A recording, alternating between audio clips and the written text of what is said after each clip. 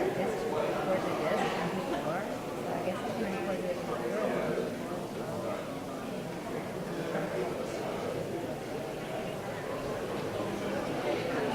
Oh, but it may start off and might be make a recording.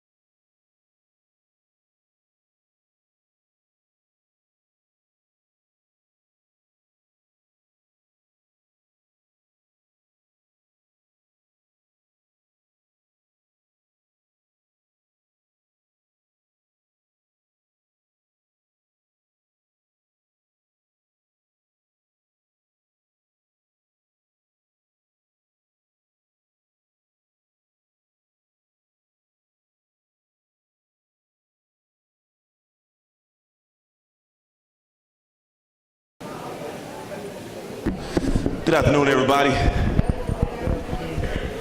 want to welcome you all to Lanier High School. This afternoon we have the opportunity to host a State Department of Education forum to answer any questions and to provide some feedback to the community about the upcoming takeover with the State Department here with MPS in 27 of our public schools. It's my honor to be the serve as the principal here. My name is Dr. Antonio Williams, and this is my third year here as principal at Lanier High School. One of the things I did want to highlight here at Lanier, we take great pride in community relationships.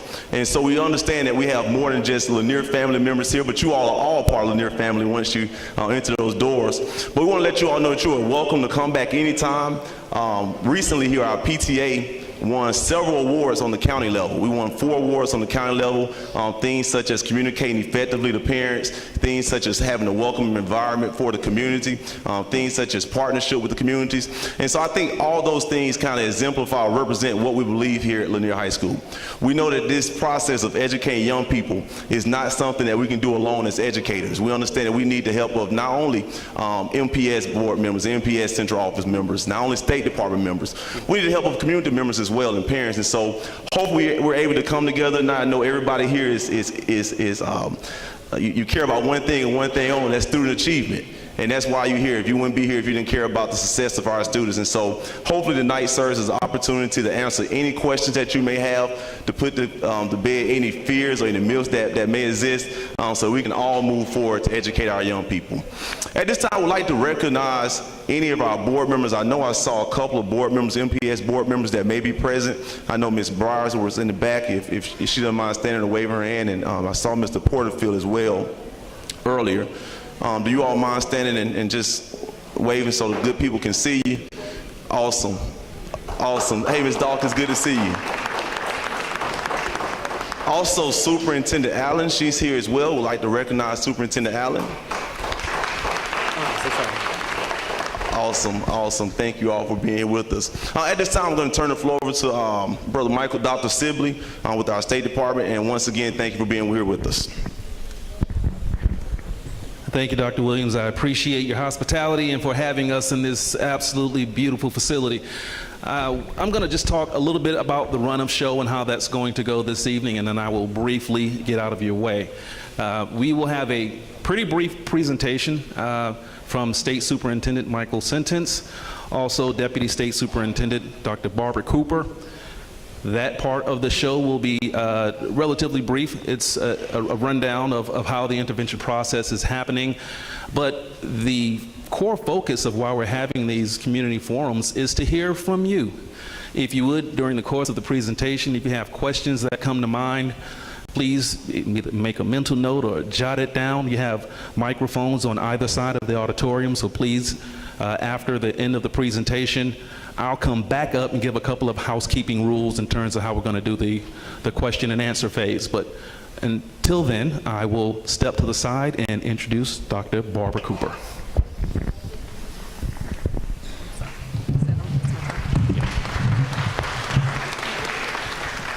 Thank you, Dr. Sibley. Good evening and welcome to our community forum. Thank you for taking time out of your evening to be here with us. Our students' education is the reason we are all here.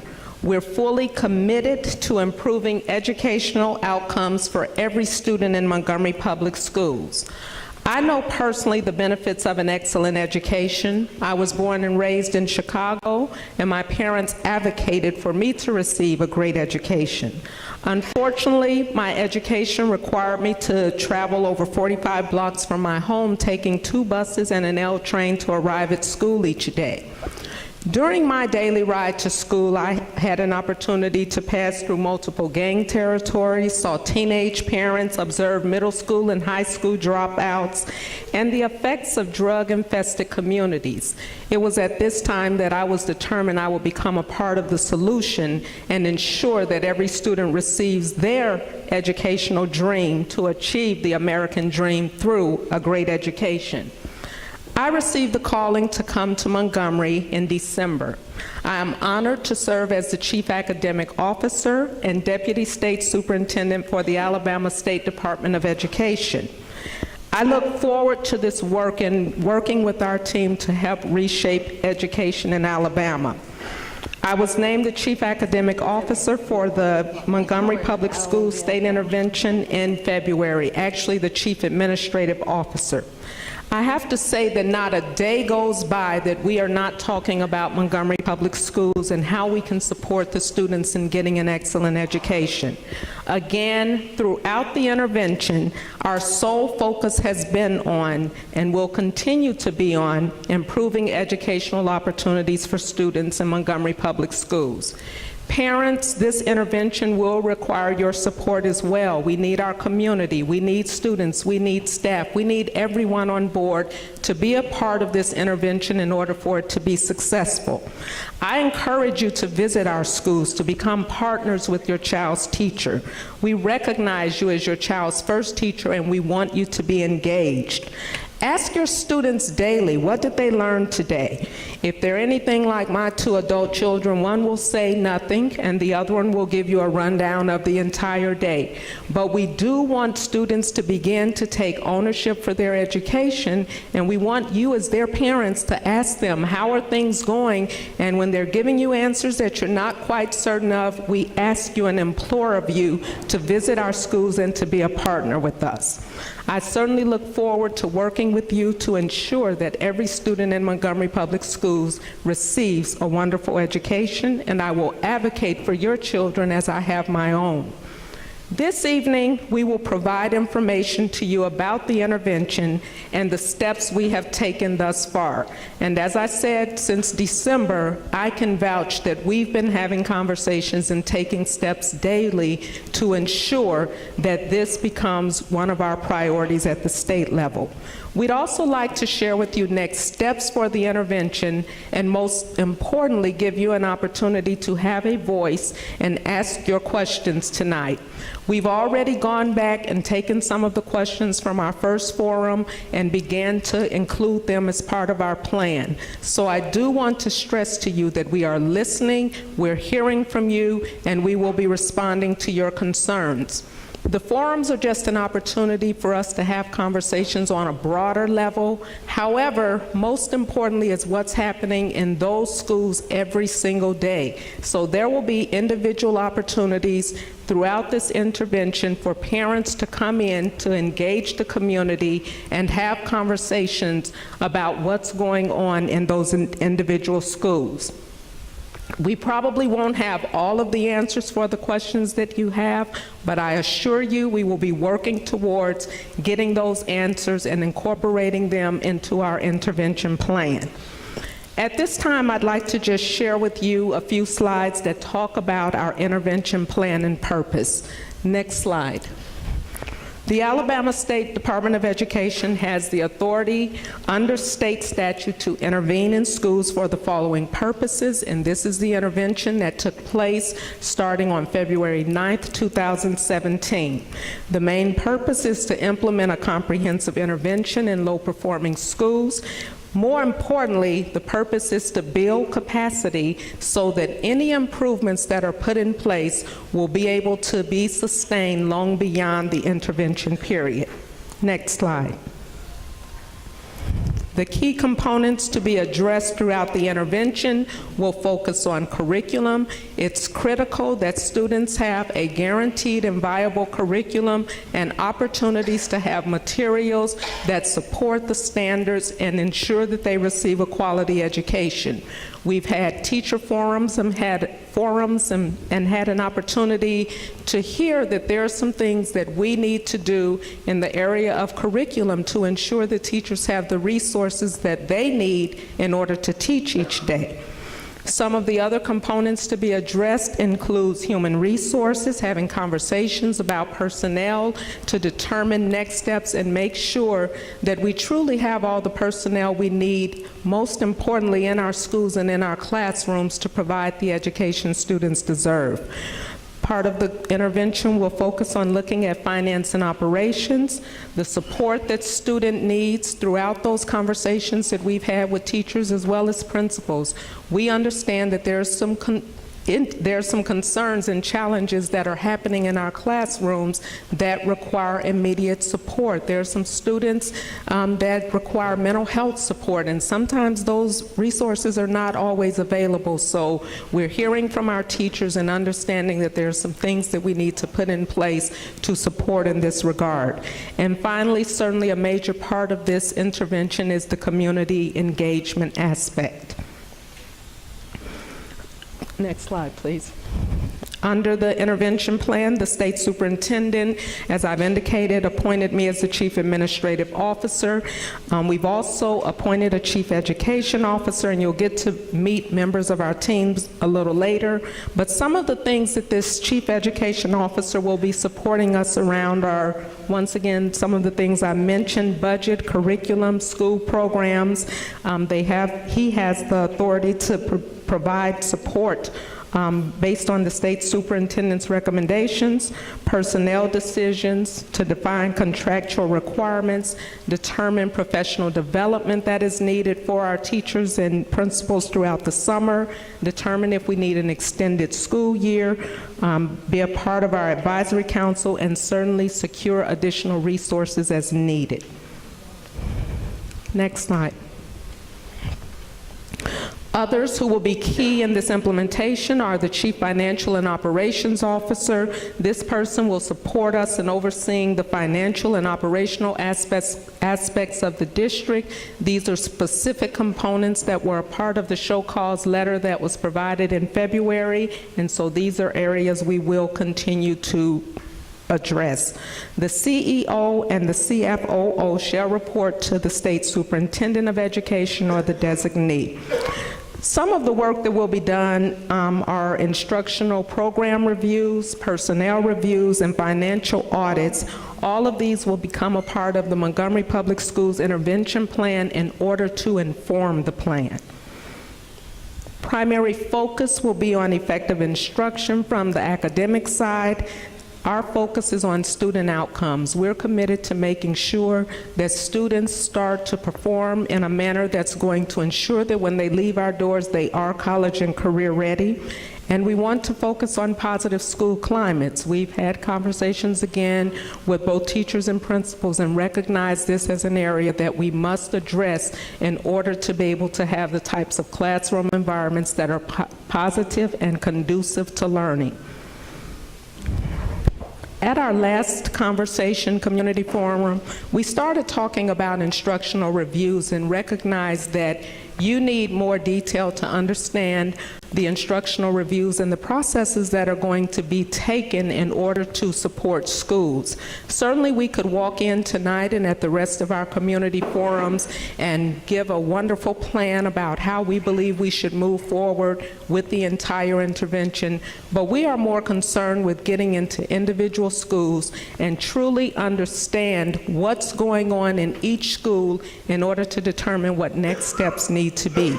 So a part of this work will be actually conducting instructional reviews. In conducting those reviews, we will be collecting data about the quality of education that's actually happening in each individual school, in each individual classrooms.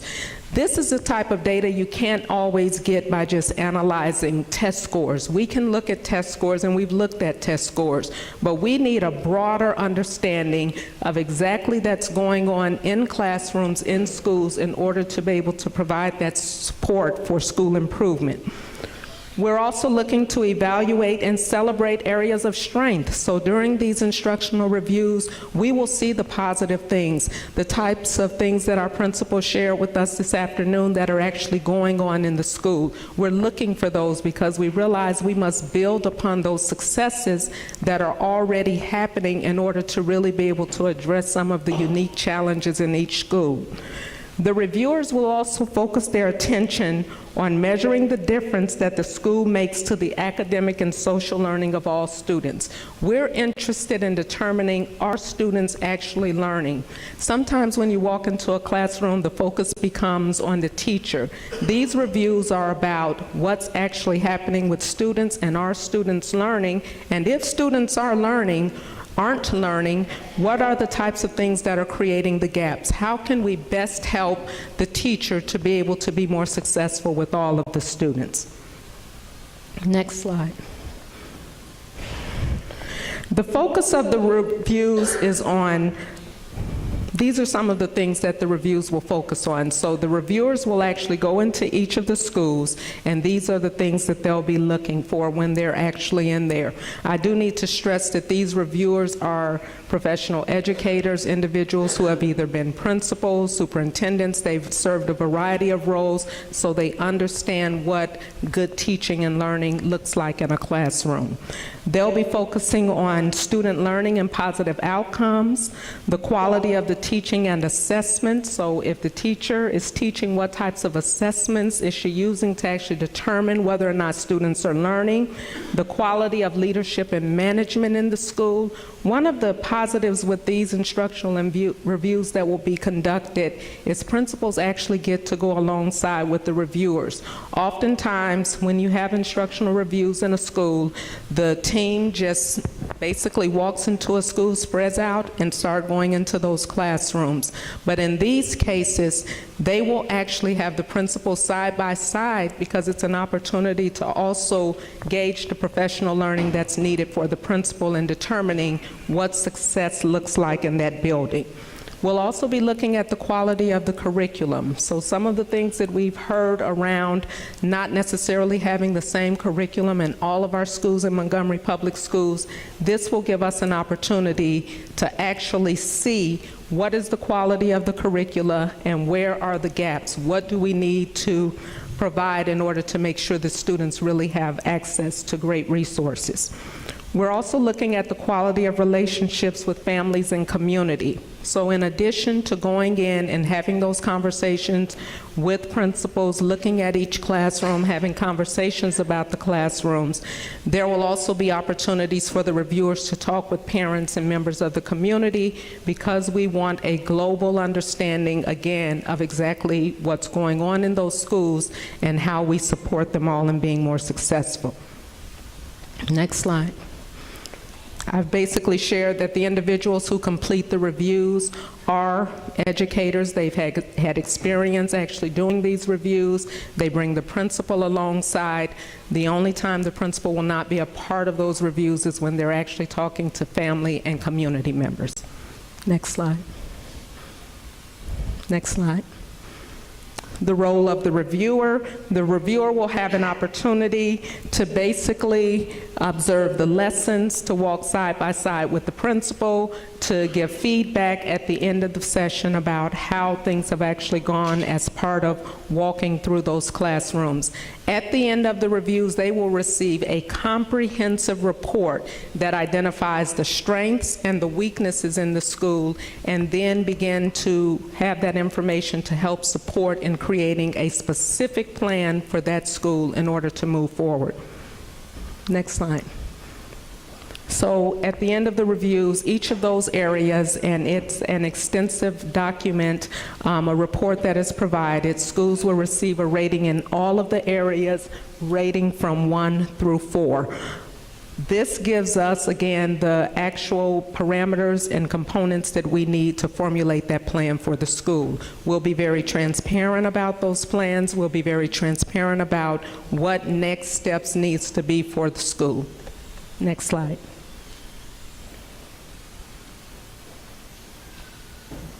Next slide, Mr. Salter. Okay, so at this time, I've given you an overview, and based on information that was shared previously, we wanted it to be very clear what these instructional reviews will actually provide, that the instructional reviews will actually formulate what needs to happen in each individual school. This will also give us a broad view and understanding of what needs to happen at the district level as well. We know that some common themes will probably rise to the top from these reviews, so we can begin to formulate benchmarks, support that needs to be provided at the district level. For instance, in the majority of our schools, if we see that discipline discipline really is an area of concern, then we're going to make sure that not only are those individual teachers and principals receiving that support in the school, but we're actually providing professional learning opportunities in the summertime and throughout the year to be able to support our educators in the areas in which they need to be supported. This will also be an opportunity to start looking for the resources that are missing in the school or the resources that are needed in order to enhance education. Last week when we were in the community forum, we heard one of the teachers say she had to get most of her resources from the internet. We want to make sure that, yes, teachers can absolutely supplement the work that's happening in their classrooms, but they must have that basic core curricular and the resources they need in order to be able to be successful in the classroom, particularly for very young teachers. Particularly for some of our brand new teachers, they probably really have limited resources coming out of college and they haven't taught yet, so they don't even have that toolkit of information that helps them to be successful in the classroom. So it's critical that we make sure everyone has the foundational resources that they need, and then we support and provide additional resources as needed. So that's our focus. That's what we're really all about, in making sure that our teachers and principals get the resources they need in order to be successful. At this time, I get to make the introduction of our state superintendent, who really doesn't require an introduction. He's been, once again, integrally involved in this entire process. He's had an opportunity daily. He's meeting with individuals in the city to determine how can we provide the resources that our teachers and principals need in order to be successful. The other day, he came back from a Children's Council meeting and immediately started sharing information with us for us to move on and be able to put these resources in place to help this intervention to be successful. So I'm honored to introduce Mr. Mike Sentence and ask you to join me in welcoming him. Thank you.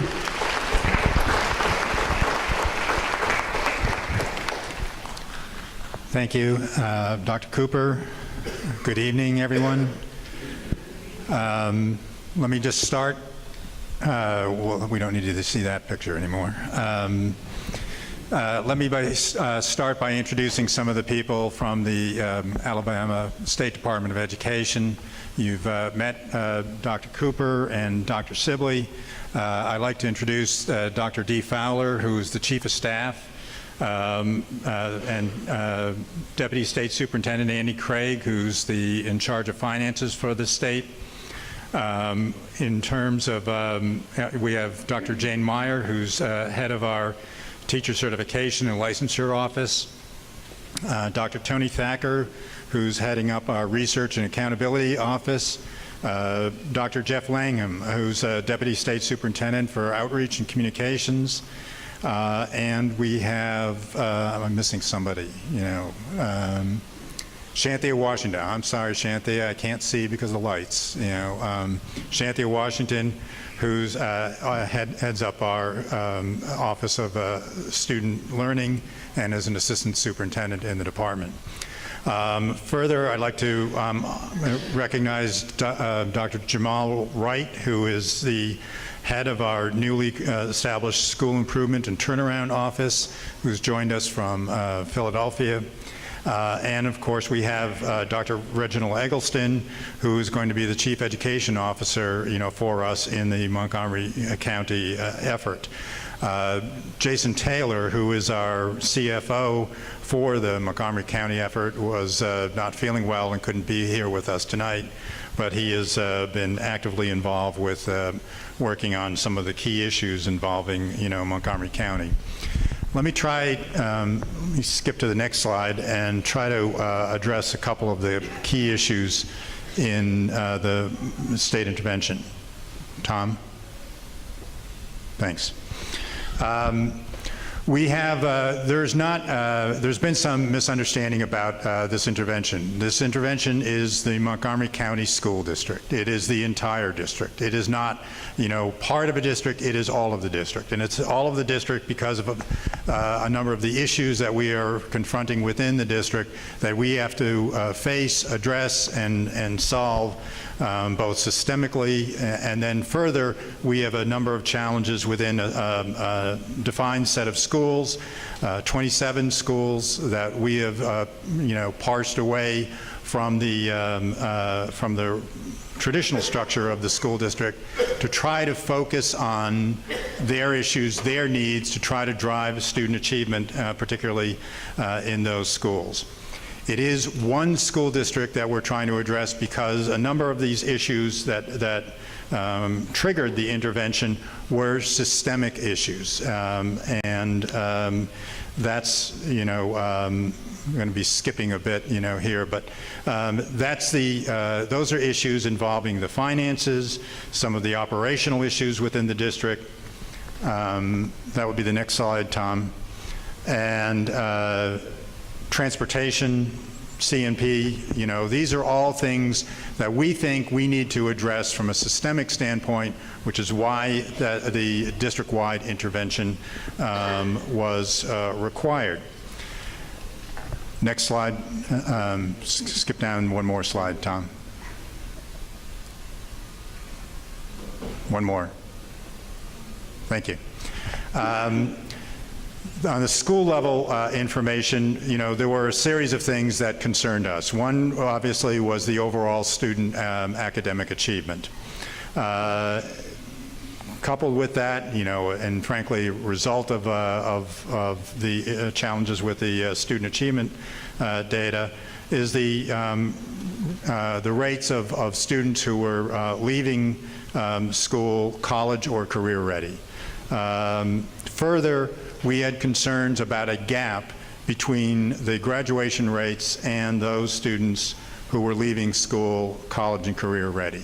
What you want to see in a high-performing school is no gap. You want to see all the graduates graduating with, some having accomplished some indicator of college or career readiness, and that wasn't something that we were seeing here in some of these schools in Montgomery County, which also brought, attention to bear.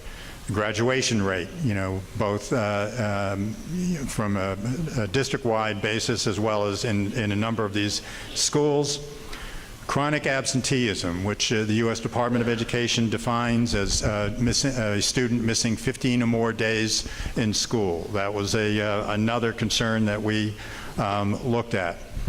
Many people have said to us, well, first of all, why Montgomery County? There are other school districts, other schools in the state that are performing as poorly as Montgomery County, and that is true. We have challenges in Alabama. We have a number of schools that are performing as poorly as the schools that we've intervened in. However, there's only one state capital in the state of Alabama, and it's my belief that you have to, that you want to have a great school system in your state capital because it sends a clear signal to everyone in the state and everyone outside of the state that this is what public education is about in the state of Alabama. This is what we care about, and this is why you should come to Alabama, you should invest in Alabama, and you should have children go to school in Alabama because the capital district of that state is the exemplar for what we think is possible in that state in public education. So we intervened in Montgomery County because we want to work with people to try to create that kind of level of excellence within the school system. And we want to try to make sure that people outside of the state are coming to Montgomery County, are investing and growing in Montgomery County to make it the kind of prosperous community that we all want it to be. So that's why we chose, Montgomery County. Why did I choose to split or zone the district? because I thought that this was one way to try to do something that was notable. Most of the time, when people go into a school district and there's an intervention, there's just a decapitation of the senior leadership and the governance structure in a school district. I, having been a school board chair for half a decade, believe that school boards are an important part of how we should govern schools. So I've been trying to fashion this relationship where we have a shared responsibility for trying to govern these schools, that there are 29 schools that are not the focus of our work, in terms of the intervention, that this can still continue under the Montgomery County Board's direction with the able assistance of Superintendent Allen. And we're trying to fashion the relationship. This hasn't been done before in this country. This is a new thing. But we've taken this step in this direction because I believe that this is the way that we are trying to create something which is unique, which defines something that's important about Alabama, that there's a shared responsibility, shared governance with the locally elected board. And we're trying to do this, it's not easy.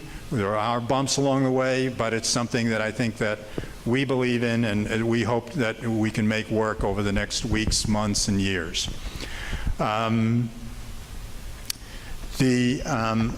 Next slide, please, Tom.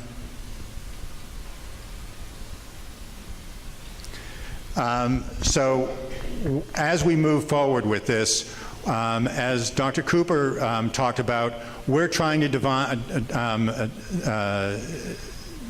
develop an accountability plan which is not merely something that is a system-wide effort to make sure that the core functions of the district are improving and performing at a high level, but that we have a level of planning at each school which reflects, the granularity of the data that we get from these school reviews. That we have plans that are specific to the school, specific to the needs of the students in that school, specific to the talents and the abilities of the leadership and the faculty in each school, and that we're driving this forward. Now, there's going to be commonality among a number of these things. We know that there are a variety of issues that we're going to have to try to address in terms of making sure that teachers at all levels know and understand and can teach math at a high level. We all know that we need to do more in terms of making sure that teachers know and understand and can teach reading at a high level. So there are things that are probably going to be in common, about that. But each school is going to have its own plan, and we hope to try to be able to develop metrics that will be able to track performance, not only, in a particular year, but over time we'll be able to come back and develop, the plan. Each year's, progress report will be seen as a formative assessment, developing in a summative assessment several years down the road that will make the determination about what, what next steps should be in a school. Next slide, please, Tom. The intervention plan will look at, all aspects of the schools, and I think that this is the only way that, we all know how to try to develop school improvement. It's going to look at the leadership and whether or not there are the capacities there to try to both attract people, retain people in the schools, develop the faculty in each school, and then further whether or not this culture of the school is focused on the needs of the students and moving their interests forward. Because this is not just, one blanket kind of, situation or one, set of plans that will fit all schools. These all need to be developed around the culture in the schools and around the expectations of the teachers and the leadership in the school. We want to make sure that the personnel, feel welcomed, that they stay in the school. We need to invest in the people in the school. We need to build up their professional capabilities, and in order to that, we want a shared understanding that their future is part of our future, that this is something that we're moving forward with together, and that they need to, we're going to be investing in them. We want their investment back in the long-term growth and stability and success of the school. District-wide, we're going to be obviously working on finance and operational management issues to make sure that we have the best possible allocation of resources in the district, and that whenever possible, when there's a decision to be made, that the decision is made to support, the classroom and classroom investments. The next slide, please.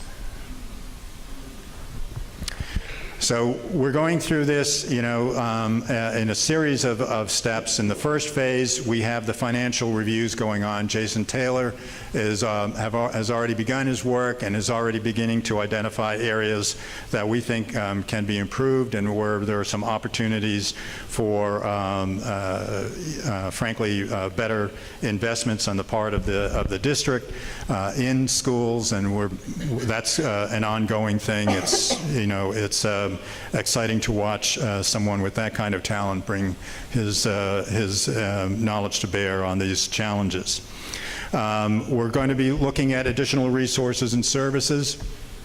In particular, we're talking about professional development for both the leadership in the schools and the teachers in the schools, trying to make sure that we have people who are beginning to gain in their professional competencies so that they're able to address the needs of that particular school and develop that within the context of the school improvement plan. We're going to be looking, obviously, at the central office and making sure that it's the right size for the district. There are things that we think that there are gaps, where we need people that aren't there now. We also think that there are some people that, might be reassigned to schools, or at least, that's one review that we've undertaken, and we need to make sure that the district central office is the right size for the needs of the district. We're also going to be engaging with the community. We want to make sure that parents are engaged with their schools. We think that that's an important part of how children succeed. We need to make sure that children have a place at home to study, that they are supported to the extent as possible at home, and that they have that the parents and guardians understand their responsibilities to foster the kind of learning that we want to have in schools. And that's something that we hope to be able to develop over time. Next slide, please, Tom. Okay, we're going to be talking about recruiting talent. Obviously, there's an ongoing need for every year for teachers and principals in the school district. So we're going to be engaged in trying to make sure that we have a very aggressive outreach campaign to make sure that we have the right educators for our schools, and to make sure that we have people who are prepared to teach the challenges that children bring to our classrooms. We're going to be working on the evaluation of personnel to make sure that they are fully prepared, that we have both at the building level and the central office level, that people are evaluated appropriately and rigorously to ensure that we're getting everything that we should be out of the investments that we're making in personnel. Further, we're going to be looking a fair amount at to address behavior and mental health issues within our schools. This is an issue that teachers have brought to our attention, that principals have talked about. I think that this is something that's an ongoing issue. As Dr. Cooper mentioned, I had a meeting with the Children's Cabinet, which is an office or cabinet that was set up by the governor some time ago, and made a presentation there about the challenges in Montgomery County schools. I talked with the heads of these other agencies and departments.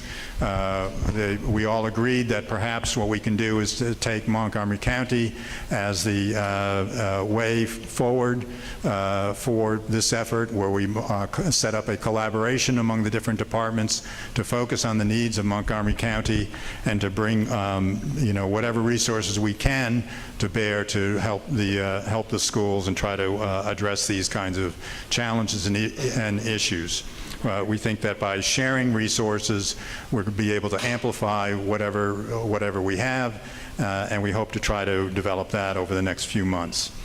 And then obviously we're going to have continue to have these meetings, with the Montgomery County personnel, as well as the leadership in the district. We meet. I've committed to meeting monthly with the Montgomery County Board. I have had informal conversations with other board members from time to time, about the challenges that they see in Montgomery County. And further, Dr. Cooper and other members of the staff meet weekly with Dr. Allen and Superintendent Allen, and with the other personnel in the department, to make sure that we know what they're seeing and what kind of information we need in order to make sure that we're working on this in a collaborative fashion. Next slide, please. As I said, we're going to go through this and on an annual basis, come up with a formative assessment about the progress in each school, as well as trying to make sure that annually we make a report to the public about the progress of this intervention. I've talked about a 5-year process, and the reason that I've talked about 5 years is because I think that that's about the time period that you fundamentally need to change school culture, to start to actually move a school in a new direction, have it begin to take root, and build the kind of culture of success that you want to see. That it's not something that can be done in 1 or 2 years. 3 years, you begin to start to see the traction, and years 4 and 5, you start to see the results. That's generally speaking what the thought processes is. To come up with a 5-year recommendation, but at that time, if we haven't made enough progress, if that isn't working in the right direction, then we'll make other recommendations. Next slide, please, Tom. We'll make a recommendation that either we continue the intervention or that we transfer, the authority back to the Montgomery County Board, and we exit this situation. And and there are probably several variables, of those options. But that's the plan. That's the plan, because we think that that's the way that we achieve some stability and we achieve progress.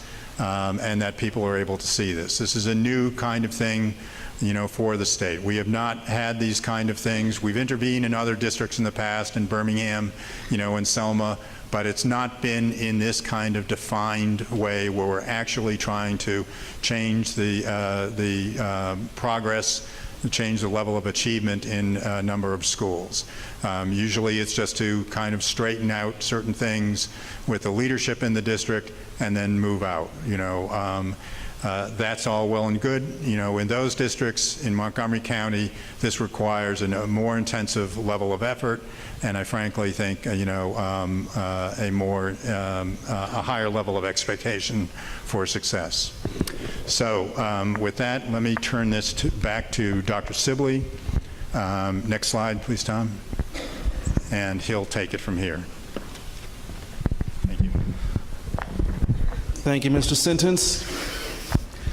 Now we're coming upon the part of the program that involves all of you. I hope that during the presentation you sort of ginned up your questions in your mind and wrote them down. I also wanted to mention, and this is to our online audience as well, if you're driving home tonight or you're having a conversation with your family member once you get home and you think of a question that you wished you would have asked, you can send an email to com@alsde.edu, and we will try our level best to answer every question that comes in. So in the event you don't get the opportunity to ask the question that's on your mind tonight, you can still reach out and ask those questions later on.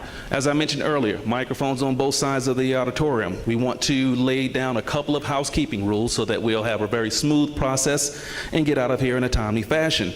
First of all, please, one question per person, at least initially. We want to make sure that everyone who has a question gets an opportunity to ask their question. If you have a question and someone before you ask it before you get a chance to get up, please allow that to be the answer to your question. Please don't mention any student by name. We know that there might be situations that someone brings up. Please don't mention personnel, and please don't mention students by name. That would be greatly appreciated. Please keep all of your questions around the intervention process. Local issues at local schools are things that the State Department staff may not be able to talk about, and in this particular forum, we're asking that the questions are limited to the intervention process. Please be respectful. I know that that is not something that we are going to have to worry about tonight, but just as a general housekeeping rule, we ask that you are respectful when you ask your questions. And you can feel free to line up behind the microphones at any time and start the question process. So with that, I am going to step out of the way. I'm going to open the floor up to those of you who might have questions and ask that you come forward and begin asking your questions, and either someone on this panel or some of our trusted staff over here on the left, or maybe even someone from within the audience who knows the answer to the questions asked will be able to give you an answer. Now, how did I know you were going to start? That's my buddy. I always give him a hard time. First thing I need you all to do is for the interviewers to look at the buildings, what the principals have to work with. Reverend, not to cut you out, if you would, please, sir, speak into that microphone so they can hear you online. I want the interviewers to look at the buildings, the physical buildings. This fell off the chair. Put it back on, amen. And then I really want the panel to go down to the restrooms and see what they have to deal with on a daily basis. And then perhaps you all need to cut you all's presentation shorter, because if we're getting out at 8 o'clock, it's 7:30 already. We're here to 8:30 at least. Okay, we're here to 8:30. Okay, yes, you like the preacher. You're closing now, amen. And then you've given us one question, so I'm going to try to get all three of my questions in one question. I want to, first of all, the Education Accountability and Intervention Act of 2013 said basically there was one reason that you all could come in and take over our district.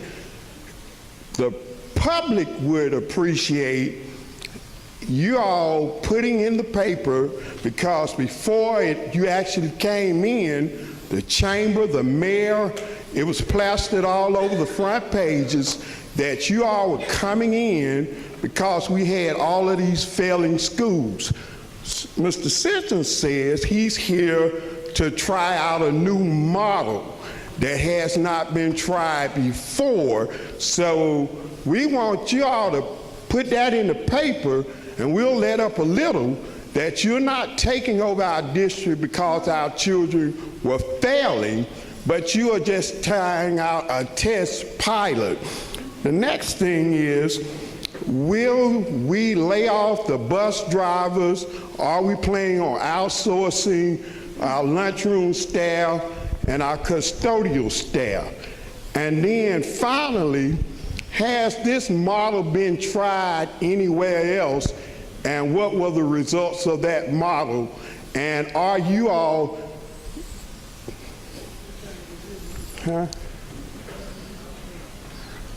Thank you for that one question, Rev. You're welcome, amen. Well, let me just clarify this, because there's a lot of misinformation in your question. One is that we did not come in here to try out a model. We came in here because we thought that students were not achieving well and were chronically underperforming. And they were failing. They were underperforming. I don't use the word failing. That's your word. Well, get the Montgomery Advertiser. That's been the thing across the board, that you got 27 failing schools. Okay.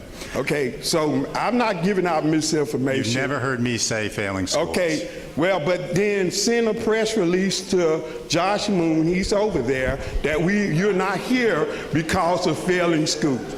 I'm next. I don't think that I need to tell Josh how to write. Yeah. Well, and then you came in September and you started, you weren't here long enough to assess our system. You came in and sent the chamber at our students and the politicians at our students. And we want to know, you promised us that you were going to meet with the ministers' conference. You canceled the meeting and have not rescheduled it. We have the largest stake in the system because we see all of the majority of the students on Sunday morning. Let's go back to the first set of questions. Okay, go back. I'd be happy to have Michael set up, any meetings about, with with ministers or anybody else. We've been, fairly aggressive about some of these things. But we are not here to set up a model. We are proposing that as a different kind of thing.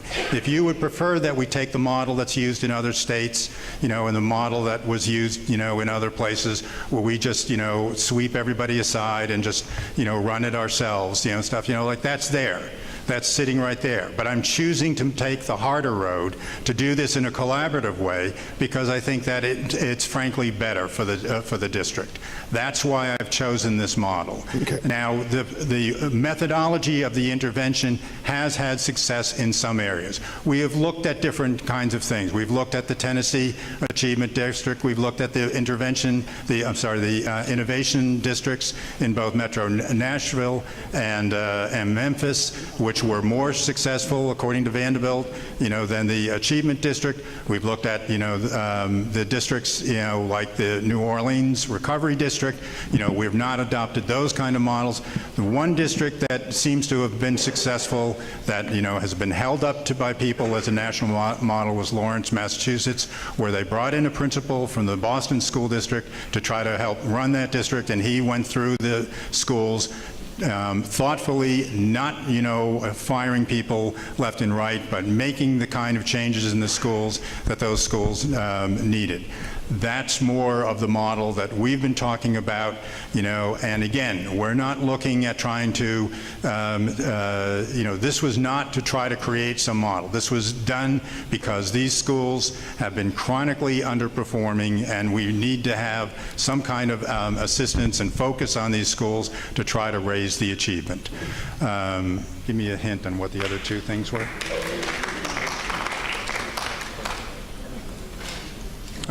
We have at this point, we've had no conversations about outsourcing, people. That's not been part of our, conversation about what's going on.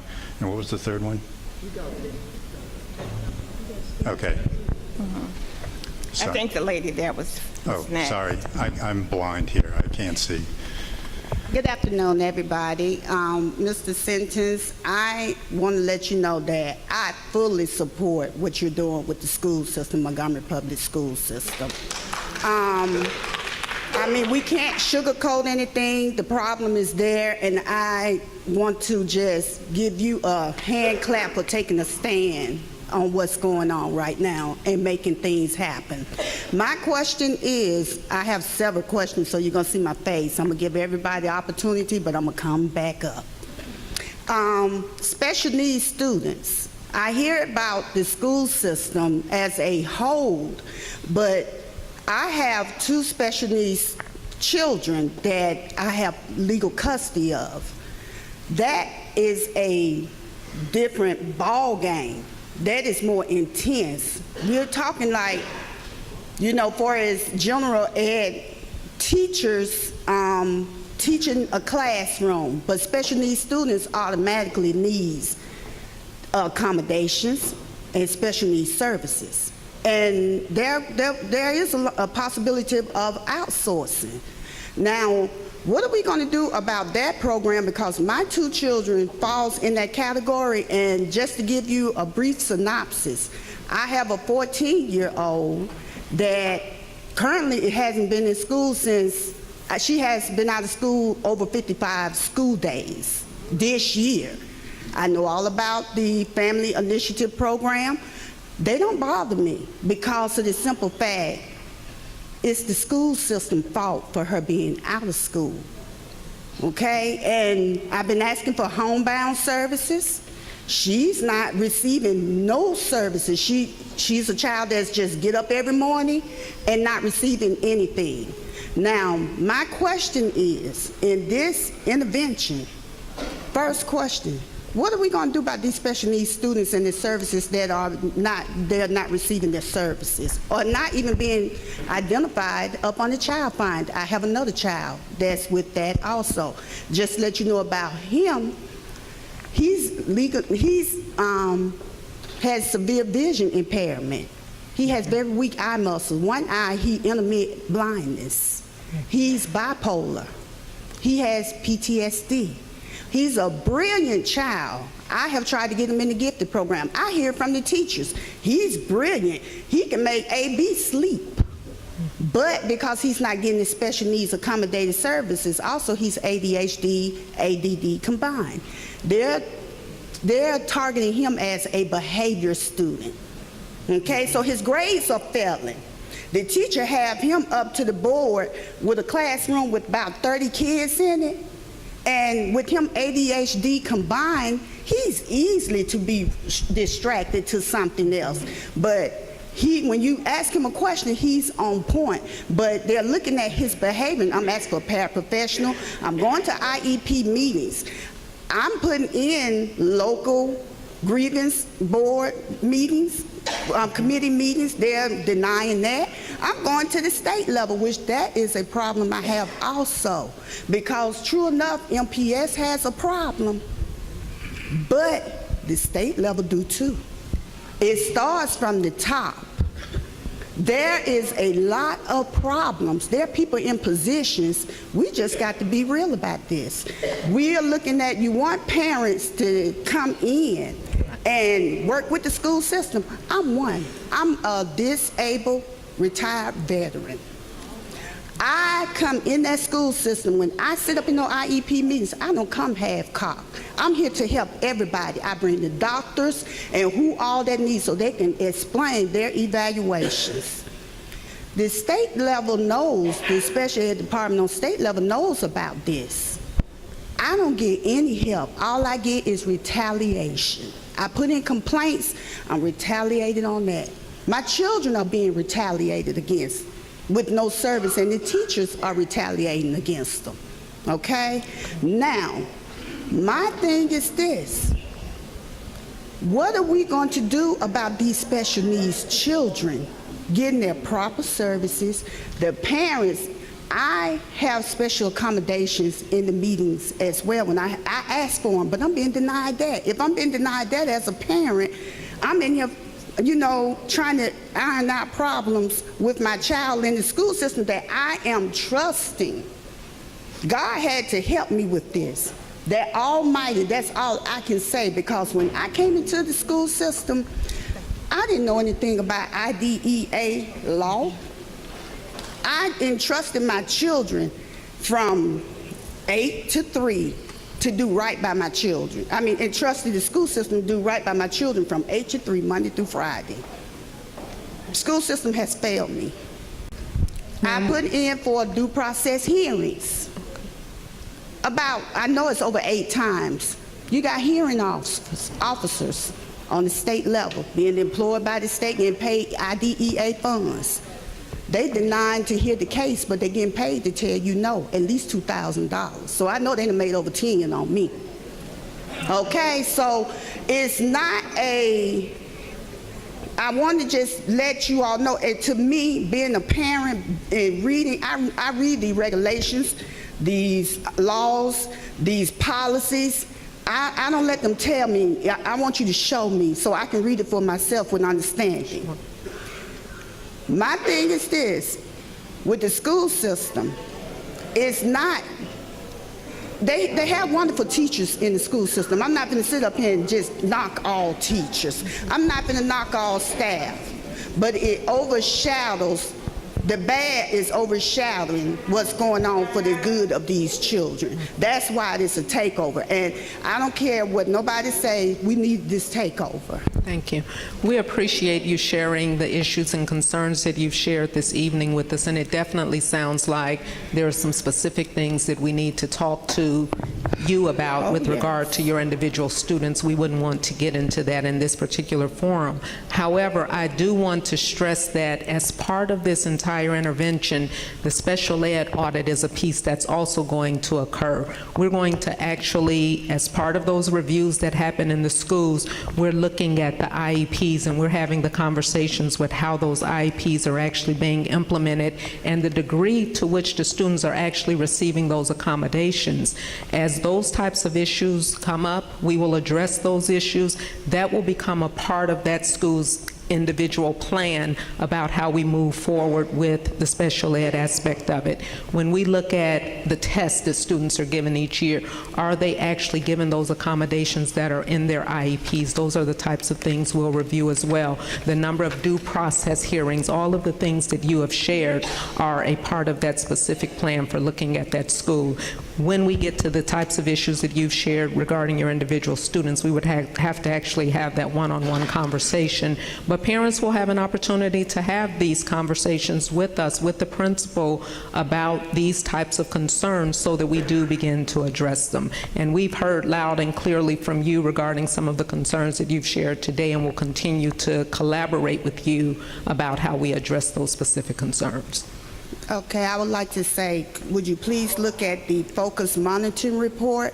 Because the reason I say the state need to take, they need to be in this for as a problem with, they need to take accountability for this problem with MPS also. The employees, they're not Mr. Sentence because he just came aboard.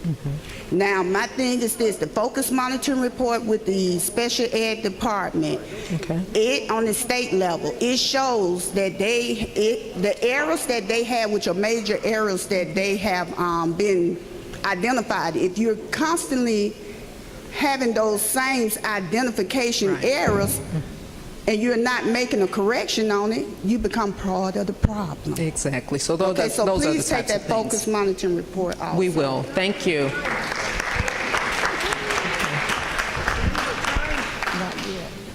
Good evening.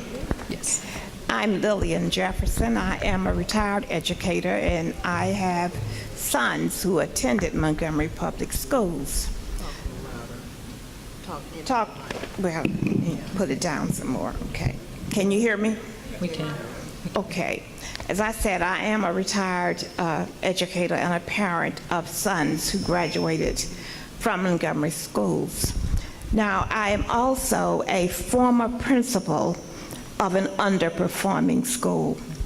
And there are many factors that go into the overall equation. If you look at the list of schools that you have here, you will find that there is a pattern, because feeder schools from the elementary to the junior, middle high, and senior high, they are underperforming. Many of these schools are in lower income neighborhoods. They have parents who may not be as well educated as some people say in East Montgomery. So these children start school behind. They are not ready when they began. Okay, I want to know, what will the State Department do in terms of providing additional funds to put different additional people and resources in the schools to reduce the student-teacher ratio?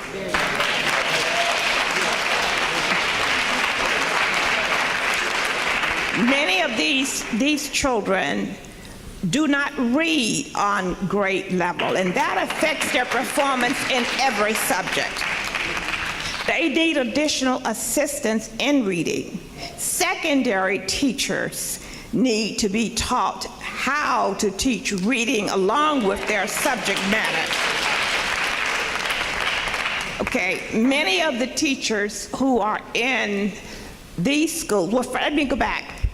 When teachers are interviewed for different schools, your best teachers are going to be in the schools that are magnet schools, schools where children are going to learn, not necessarily with the help of the teacher, but even in spite of the teacher.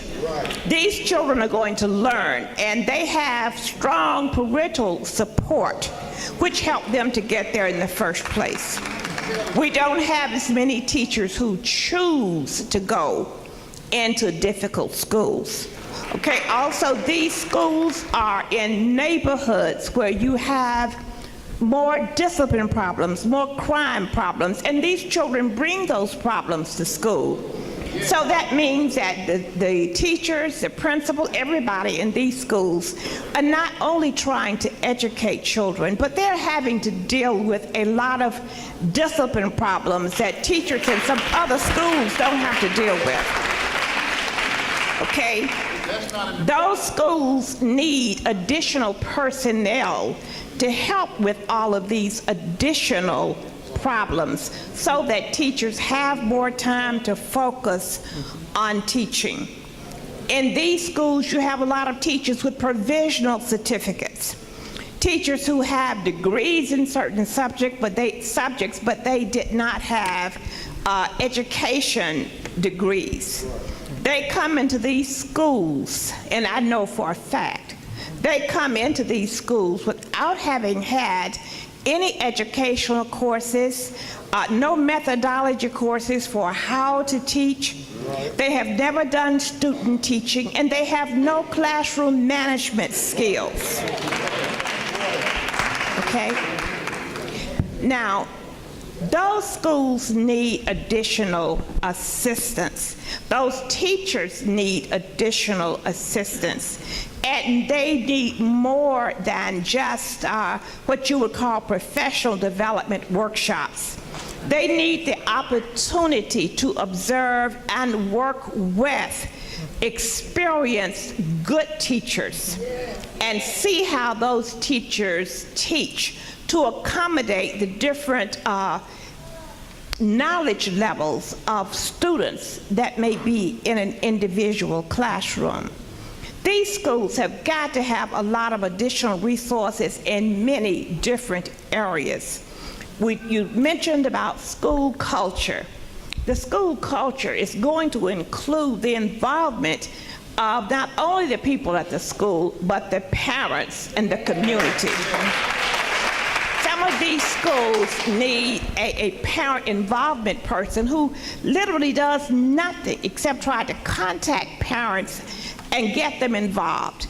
In many of these neighborhoods, once children get to the secondary level, that is the junior high and senior high, those parents are not as involved, and I have had the experience of parents complaining because we call them too much. So those are factors that these schools must deal with, and that affects student attendance. And of course, attendance or the lack thereof affects how much these children can learn. That is something I'm asking the Board of Education to address, the state board to give, not just address in talking about it. You need to provide the resources, the actual resources to the schools. I have known and I have experienced the State Department paying for a person that was supposed to work with our school to help the teachers. That person had very little experience at all, and at the end of the year, our test scores dropped with the assistance of this State Department person. So we need, in our schools, we need a support from the state, from people who have experience, not just a degree. We need people who have experience working in difficult schools, because those are the only ones who can truly give the assistance to the teachers and to the principals.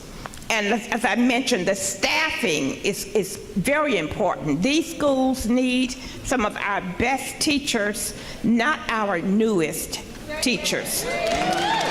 And that does mean that we have to somehow find a way to get all of Montgomery Public School system to pay salaries that will attract and keep the best teachers. I know that on a statewide basis, although we are the capital city, we're somewhere in the middle of what we pay our educators when we need to be at the very top. And I am asking you, as a citizen, as a retired educator, please put the funds there for this school system to put in place the resources, the personnel that our teachers and principals will need to address these problems. There needs to be an additional person in these schools to work with discipline. Realistically, a principal cannot be the educational leader of the school and have to deal with all of the discipline problems that take place in these schools in more disadvantaged neighborhoods, okay? And try to assist totally inexperienced teachers to give them the support that they need in the various subject areas. In reality, it is just not humanly possible for one person to do all of that, okay? And if we're going to give support, if you're going to truly give support and help these schools, that support has to be real and tangible. And it has to be support that comes to those schools in the areas that they need. And I know a gentleman made a joke about the arm of a chair falling off. When you deal with school culture, and I know because we really did a wonderful job in changing the culture of our school. When you deal with school culture, you have got to show students and parents that you really care about them. That means you can't have a school falling down, graffiti everywhere. Their schools must look as good as schools in Pike Road. That means a lot of attention has to be given to repairing a lot of broken things in our schools. Paint where necessary, whatever. These children must come to school and feel good about coming and think that they're in a good place. Because many of these children are coming from housing projects and things where all they see is decay. When they walk in the door at that school, they have got to have a good, positive feeling that this is a good place to be. And money has to be put there to help create that total culture. And those children, I know from experience, they will keep it that way. Okay, there seems to be some divide between the state board and the local board. We realize that you are going to take the lead in helping our underperforming schools. But I also hope that there will be a true collaborative effort with Montgomery Public Schools Board of Education.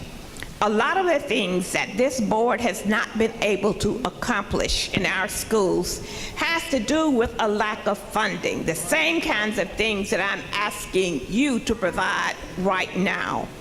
And I hope that there will truly be a collaborative effort, not just meetings where you tell the board what you have decided to do, but where you work with the board, ask questions, ask their assistance, their guidance, their experience, and truly take these things into consideration as you make your final decisions. And I want to know, I am asking, will you provide additional funding to do the things that I have just asked? That is having to do with personnel for to assist with reading, class, student-teacher ratio, discipline problems of the culture of the school, and parental involvement. and making sure that these schools get more experienced teachers. I know that that's a lot, but Thank you. I think somebody up there is probably writing them down. Yes, we have captured everything that you've shared. Let's give her a round of applause. Thank you. Thank you. We appreciate what you shared, and certainly those are all the types of things that we are taking into consideration as well. We're looking at personnel, we're looking at job-embedded coaching and making sure our principals have side-by-side coaching as well as our teachers. You're absolutely right. We have to have individuals who understand what working in a low-performing school really means, as well as all of the other challenges that come with the demographics of our students. We want individuals that are going to be in those schools supporting those principals and teachers. We have PD that will be planned in the summertime, but it will not stop there. That will be ongoing and opportunities for us to give that coaching. As you said, teachers have to go and see model classrooms and see what an effective classroom looks like, but also classrooms that look like the classrooms in which they serve. So all of those are things we're taking into consideration. Right now, we're having conversations about adding more pre-K classrooms. We believe that if you get students early enough, you can keep them from getting on that trajectory of not being successful by the time they're in third grade. So our goal is to at some point have over 50% of our students be able to attend pre-K so that they have those early learning opportunities. But everything you've shared are things that we're taking into consideration. Thank you. Thank you very much. You're welcome. Good evening. Good evening. I have a question. On your slides, you had a lot about different plans, and I saw where you had the school data challenge, and you mentioned about behavior. But I would like to know your plans to hold the parents accountable, because all I hear is a school to school, but learning starts at home. And I just want to know, you all talk a lot about community and doing things in the community. What community programs are you going to have to help the parents that fall deficient in helping their kids? So what plans do you have to hold them accountable, and what behavior plans that you have different from MPS? Thank you. We've actually had conversations with MPS, and they've shared the behavior plans that they currently use, as well as the community groups that they're already engaging. Our goal is to strengthen those collaborations that already exist, as well as entertain some new ones.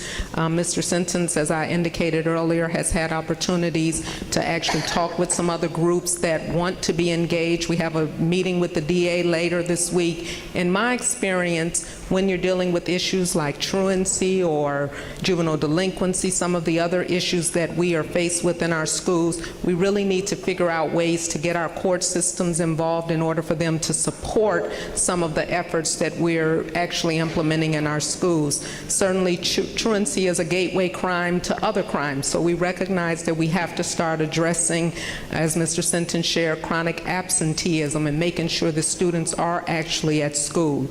As far as having a comprehensive plan, right now we are gathering data on all of the interventions that are currently in place in Montgomery Public Schools around engaging the community, but we certainly have plans to provide other opportunities as well as hear from the parents about what are the missing pieces and the components that we need to be going after in terms of addressing some of these concerns.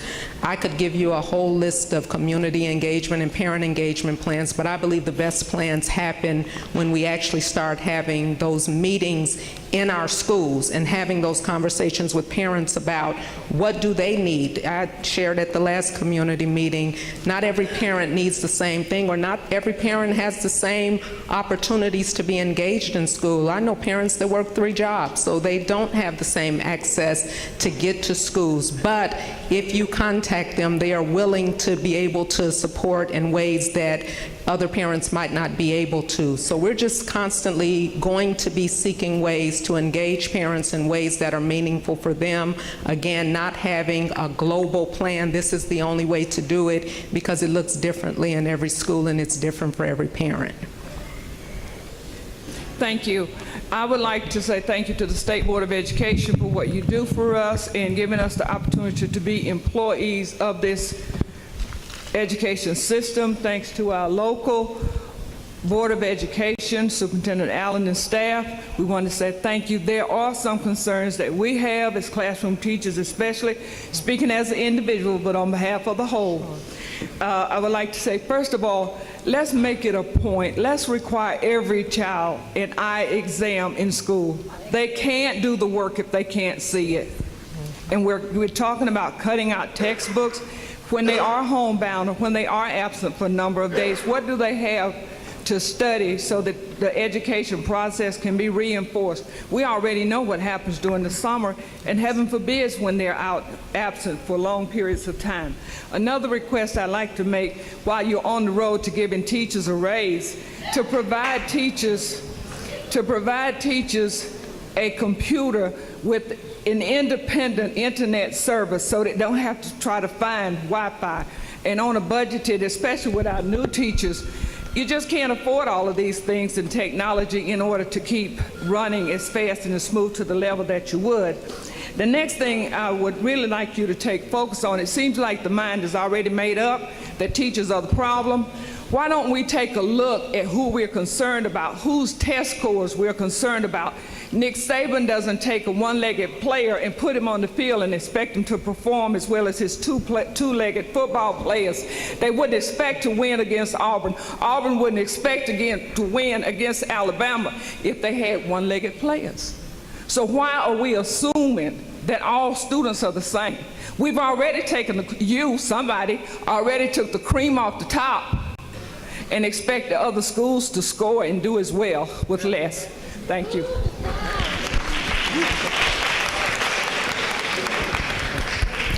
Yes, I have a few questions here.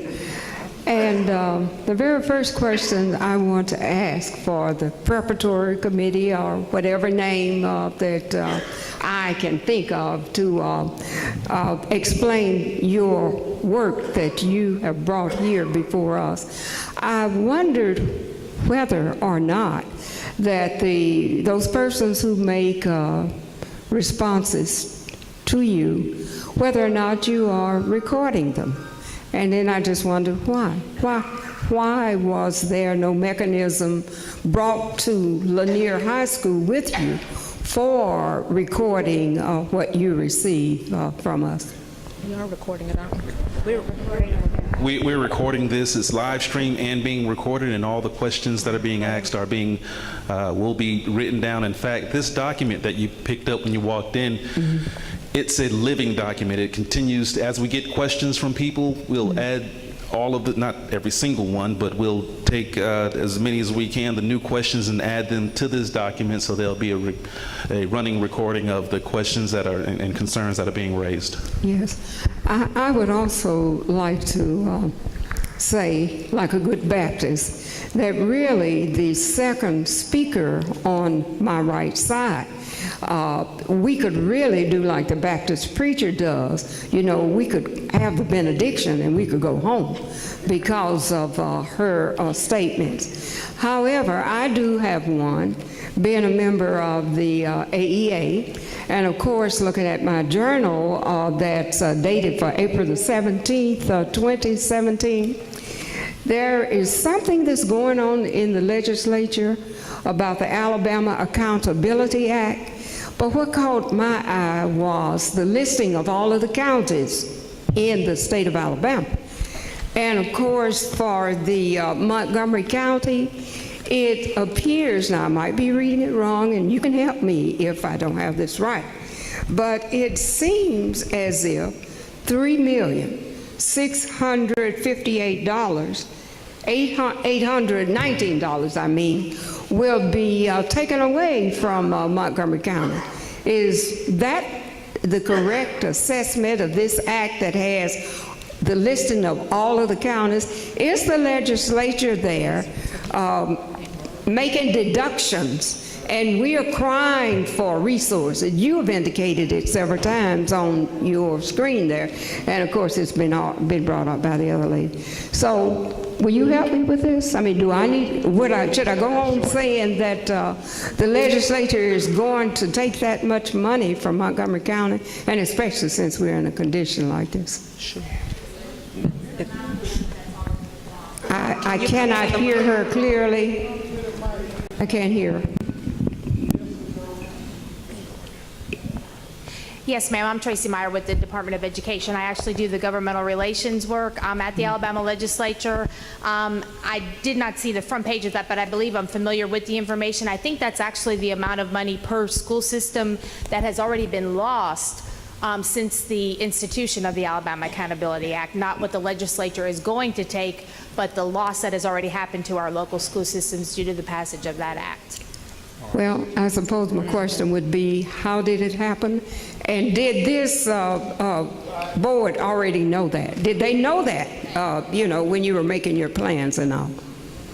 That you were going to be without $3 million and some odd dollars? Okay, this is, Tracy, help me, this is the AAA Act? Yes, sir, it is. And so that this is the money that's being transferred for assistance to tuition for other schools? Yes, sir. It would have been money that, since the inception of the Accountability Act in 2013, what AEA has put together is the amount of money per local school system that has been lost due to the passage of that act for each local school system. So the amount that you referenced, ma'am, is actually money that would have stayed within Montgomery County Public School System, but due to the passage of that act has been lost for the children who have taken advantage of the scholarships underneath that act. I would just like to say, that is one of the things that we have feared in our public schools, that we would be in the hand of a legislature who would take the funds from our public schools and direct it to private schools and religious schools.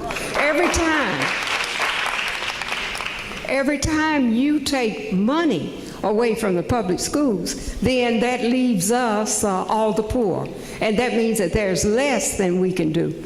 And what then can we do for the performance of the school? And I have only one little simple statement to make, and then I'll be done. In a Democratic meeting, the question was raised, how are you, and I'm speaking collectively now, how are you going to prepare a student? Let me go back to Abraham Lincoln. God must have loved ordinary people because he made so many of them. So my concern is about the C student, the child who comes to school who wants to learn, who's not involved in a lot of altercations, but he does want to learn. Can a program be developed in which that child can step into our schools, and by the time that he is graduating, he is properly able to read and write, he is able to fill out application forms and whatever, and he is able to stand head to toe with those people who are on that level that he is on? Can that be done? Fact is, I would like to ask this board if you would give us that assurance, maybe in 5 years. Thank you. Good evening. My name is Kathy Sawyer, and I had the opportunity to come as a native Montgomeryan. Grew up in your public schools. My child was raised and reared in public schools, and I continue to be committed to the Montgomery public school system. There's an elephant in the room that no one wants to talk about. And I have a lot of questions, but the one thing that seems to me obvious that no one wants to address is that the issues that led you to Montgomery are pretty much so throughout the state. There are a number of school systems, as you acknowledged earlier, that you could have put the names in a brown bag and pulled one. You know, I'm familiar with what happens in the 67 counties. You've chosen Montgomery, and I was pleased to hear, and it was very informative for me this evening to learn that you came here not just because we had poor performance and student outcomes that were so poor, but it was the capital city. And if you wanted to come and make a stand and make a statement, you want to come to the state's capital. And you want to put in place a model that you acknowledge did not really exist anywhere, and that you were basically putting together this model, which was kind of what I call a quasi-receivership, but not really. You know, it's like when the courts come in and say, we're going to take over the state agency, and then the court is responsible and accountable, but here that kind of isn't what's happening. You're going to share that responsibility. That's good. there are best practices. You mentioned Tennessee model or whatever model, but I would assume that you have some best practice strategies and methods that you've seen in other school districts around the country that you want to employ in Montgomery to address that 20-something list of various criteria and issues you find to be problematic. But if you look at those, and if we're really honest with ourselves, fixing Montgomery schools, like fixing any other system in the state, requires money. At the end of the day, 3 years, 5 years, what's going to be clear is there had to be a significant infusion of money to get better quality teachers, more teachers, in some cases not enough, to get instructional material, to get training or whatever. So the challenge, I think, if we want to be honest and we want to bring something out of 5 years that can be used in the state, is how then can the state come in and work with the LEA, a local education agency, in identifying means by which to adequately fund a public school system. How do you adequately fund? What are the strategies to get funding for school systems like ours to yield the kinds of student outcomes and achievements you desire? To do that, to be sustained once you leave after your intervention, will require public support.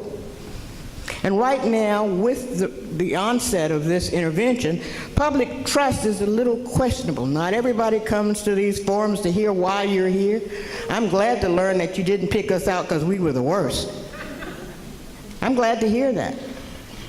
But the public's trust and the public support of the school system is what's going to make this sustainable.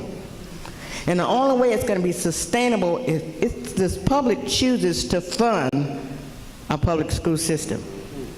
So 2 things I would challenge that I didn't see in a quick review of the literature is a piece in your quality improvement plan that addresses funding. You know what the funding streams are in this state and in this particular LEA, and you know it's probably the same across the state. So what have you learned around the country that you can bring here with the types of cultures and people and mindsets we have to change that belief in public schools? The second piece, to garner and promote that public trust, you've outlined a pretty elaborate, I take my hat off to you, intervention plan. It's multifaceted. I would encourage you, in your 3 big areas you identified, instruction, I think it was student achievement outcomes, and then classroom environment, whatever. Those 3 big areas, to break out very clearly measurable goals and metrics before your annual meeting. So at the beginning, you tell the people, here is what we are anticipating, projecting to do by what date with whatever benchmark, and we will be here.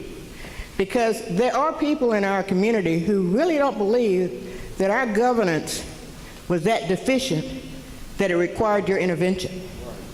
So it's important that we are able to put accountability and responsibility where it lies. You walk in my house, you tell me it's dirty, tell me what room, how much dirt you're going to move, and by when. And at the end of that year, I can tell whether your intervention has really been successful or not. Is it making a difference, and are we progressing to this end goal? From intervention to monitoring to closure, termination. And those are the only 2 things that I would suggest, and thank you for the opportunity to share with you. Thank you.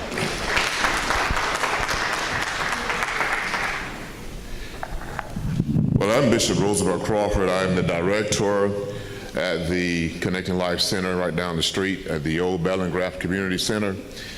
I've been studying this problem with our kids for about 3.5 years now. And one of the things that I'm seeing overall, that I'm hearing from the kids, and the reason why many of those kids are not doing well in school, is the overwhelming thing is that school is boring, you know? And I had a conversation with my daughter who attends Alabama State University, and she's in the education field, and she's about to become a senior. And she said, Daddy, she said, I never liked school. And I'm like, wow. So there's some things that we must do, and I do it over there at the community center, to get the kids involved. You got to create an atmosphere, a culture that would make them want to learn. And if it's going to be boring to them, they're not going to want to learn. And I don't care how many well-educated teachers that you have, if those kids are not in an environment that would be conducive to them to want to be interested into learning, we're just spinning our wheels. And so what are we going to do in that area to make classroom interesting enough to get the kids involved into wanting to learn?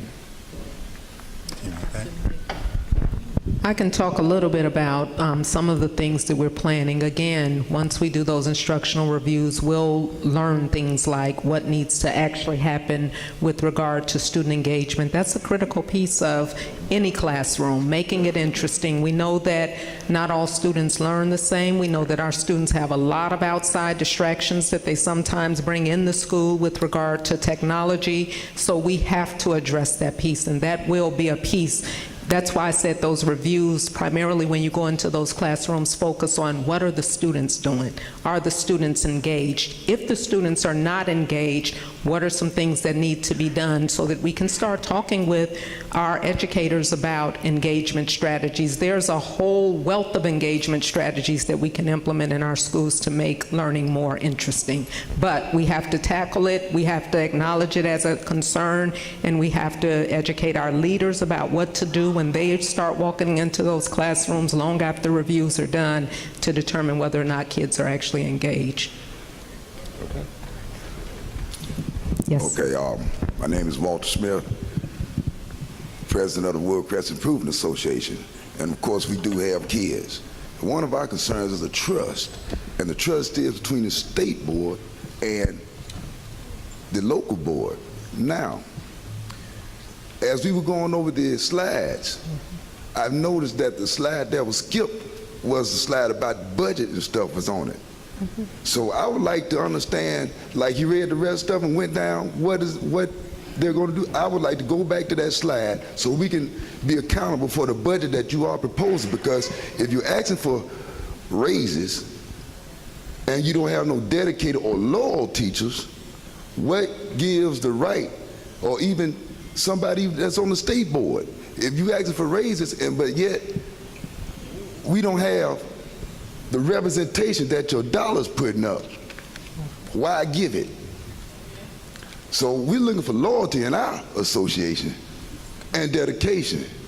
We have great teachers, don't get me wrong, and I mean great teachers, but if the money's not being trickled down through the systems like it should be because of raises, and I'm just saying that's not the reason, but there's always a question, why give a raise and it's not deserved? Because personally, I wouldn't put out no raise until I see everybody's loyal and dedicated. Because if you got that budget just like that budget up there, it was never explained. To me, that's a slap in the face, because as professionals, if you got all this in order, that shouldn't have never been skipped. That should have been explained like everything else. Okay, well, the budget issue that I guess I didn't address. But would you go back to it, please, sir? Well, we can't, because, I ain't got nothing to do with that. you know, we don't have that ability here to go back on the PowerPoint. But the point of it was to try to make sure that we're addressing to making sure that there, first of all, is a budget, that it is balanced, that it's appropriately filed, you know, with the state, that not only the local district budget, but also the federal budget on spending. These were issues that were lacking when we started the intervention process. We wanted to make sure that, you know, as we work through these issues, we're trying to make sure that we're, in my view, right-sizing the allocations of the district. I've talked to people, you know, in the the superintendent and the school board about developing a weighted student average allocation, to schools so that the dollars, go to the schools based on the needs of the students, and that we start to develop, that kind of equity within in the system, which right now is not there. And so those are some of the things that I'm talking about in terms of the budget. If you're raising the question about raises, let me, address that. I gave the raises, to the principals for several reasons. One of the things is that we have a chronic underfunding of the principals in the school district. That may not be a big concern for a lot of people, but the fact of the matter is that the principals are the critical players in defining, the quality of the school. They're able to both recruit and retain teachers if they're effective leaders of that school. And so we need, in my view, we need the quality of the principal has to rise, commensurate with the challenges that are brought within the school, so that you need higher quality principals when you have challenges which are greater in a school. A school which doesn't have a lot of challenges in the student body does not, frankly, in my view, require the same level of competency and talent and leadership, as in a principal. In order to fix that, I wanted to make sure that when we were intervening with the 27 schools, that we retain the good principals that were there. Because frankly, when you have an intervention, one of the things that happens is that there is an exodus of talent. And one of the things that I wanted to do was to send the signal to these principals, the ones that were good, that we want to work with them, that we want them to trust us, that we're going to try to make them better as leaders, and that this was part of this. Is their workload different? Yes, it is. We're harder. We're making them work harder. We're having these school reviews, which are terribly intrusive processes, requiring them to be engaged with all of these kind of things. That makes their life more difficult. So for a whole host of reasons, that's why I, argued for giving these principals a raise, to try to get them to be engaged with being the kind of leader and staying with those schools to in fact, improve the school and make this a successful endeavor. Over time, if I'm able to do this and to develop the resources and to develop the level of investment, in the schools, I want to raise, the salary for all principals, because that's, I think, what structurally the district needs to address over some period of time. Good evening. My name is Herschel Mann, a retired educator. And I'd like to compliment my co-laborer in the field of education for a job excellently done, and material presentation, excellent. There, as was earlier said by one of the questioners, that we could actually have the benediction and go home. Lillian did an outstanding job in presenting to this forum the essentials of the Montgomery County Board of Educational School system. And it was said that you have an elaborate systemics here on what you plan to do with the Montgomery County Board of Educational system. However, that's a typical model for any system anywhere. We're particularly concerned about what's going to transpire here at or in the Montgomery County school system. So there are some specifics that need to be included in here that were mentioned earlier by Mrs. Jackson that are not included. We must face the fact that, yes, you made in your presentation that culture is an extremely significant factor involved in improving the educational program here in the system. And beyond that, we must also add to it a bit of ethnicity as well. We must face the fact that there are deprivations in our school system due to many of the statements that were made earlier on, denial of the needs and poor addressing the needs that our children have in this western side of the city, if I'm permitted to say that. The denials have all been on the west side rather than on the east side. And so at the risk of not generating any animosity or generating any division, we are facing reality, and that is that if there are such things, or if there is such a thing as strong instruction, then it needs to be on the west side, involving preparing our children to come up to a level that is acceptable. Now, no one has said anything about the measuring tool in terms of the success of your 5-year project.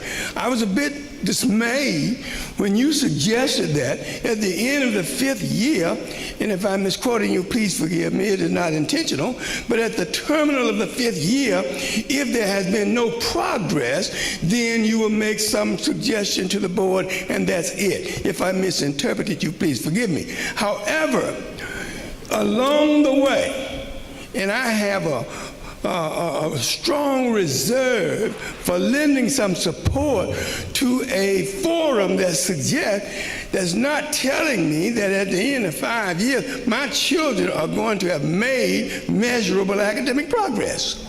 That was a defeatist attitude, seemingly to me. You didn't assure me that with all of this investment and all of this involvement and criticism, rather, as opposed to the teachers that we already have that have done a very good job in terms of what they had at their disposal. And then you're saying that maybe we will have achieved the goal. That's discouraging to me. Maybe. At the end of the 5th year, you should have said that the children of Montgomery County school system will have reached a measurable level that's comparable to students around the nation. You see, so that assigns to me an attitude of reservation. I don't know whether or not I should deposit sufficient confidence in this plan that you're giving me, because it appears as though there is some reluctance on the part of the membership and all the participants in this activity involving the Montgomery County Board of Education school system. Our primary objective is to raise the standard of our children, to make them, put them on a level that's measurable to complementary systems around this nation, not just here in Alabama. However, Alabama is particular.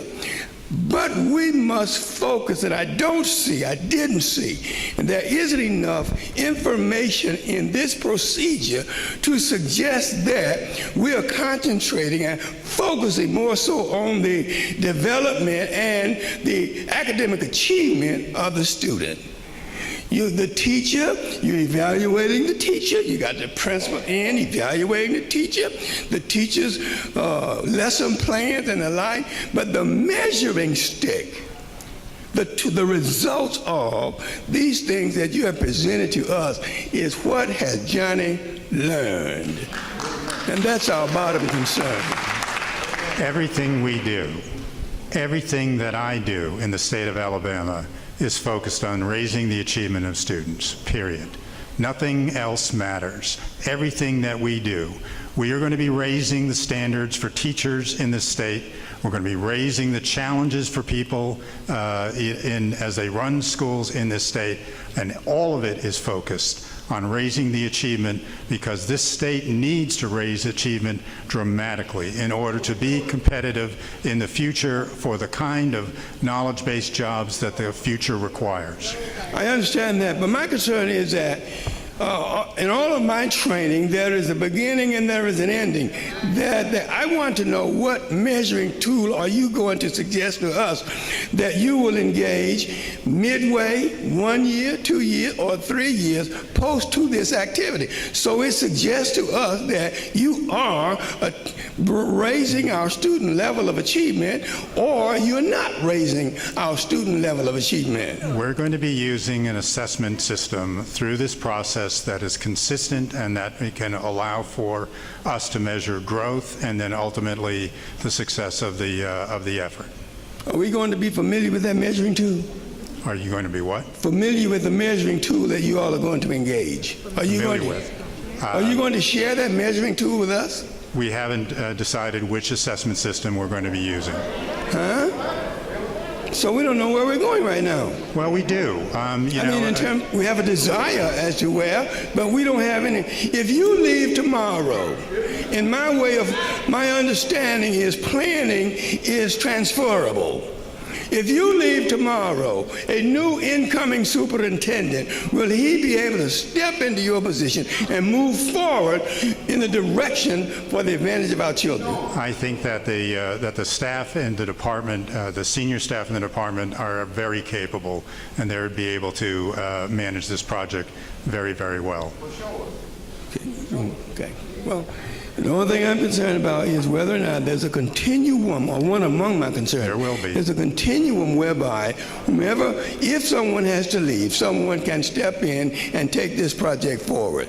And we can be assured that the end of the proposed 5-year plan you have here, our children would have moved up on the achievement level.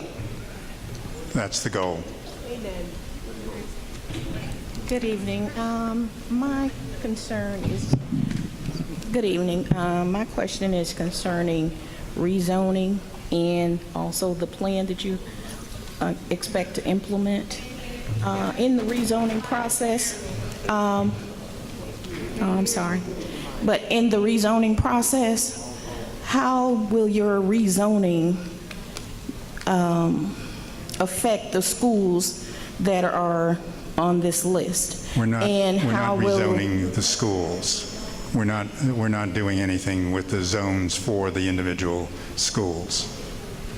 Okay, but also with the plan, how will your plan that you're planning to implement, why will it be a difference for, why will you implement a different segment for each location, or how will it be distributed instead of having just a basic plan for all schools that are involved? The plan will be developed, with the staff in the department, with the staff in Montgomery County, with the principal and staff at each school. And why not, in your rezoning or whatever process you will, why not promote diversity? Why not promote cultural diversity? That way our children are not just seeing the environment that they are already in, they can see other environments. Yeah, I don't. Are you speaking to rezoning, so you're sending students to different schools? Different areas, yes. Okay, and at this time, there's no plan to actually do any rezoning in terms of moving students around, but I certainly hear what you're saying, and part of our plan is to make sure that we're having, for training for teachers, culturally responsive pedagogy and really promoting that diversity within the individual schools, but at this time, we're not planning to rezone students. But that's my and I hear what you're saying, yes, okay, concerning the diversity aspect. I want to speak to resources. I heard you state you're going to be using resources in the community, and I want to stress that I really think you need to intricately involve other agencies and resources, and I want to give a little brief history because I'm not going to talk long. But I get concerned because right now we are in a reactive mode, and we are always reactive and never proactive. I finished grad school in Atlanta in 1977.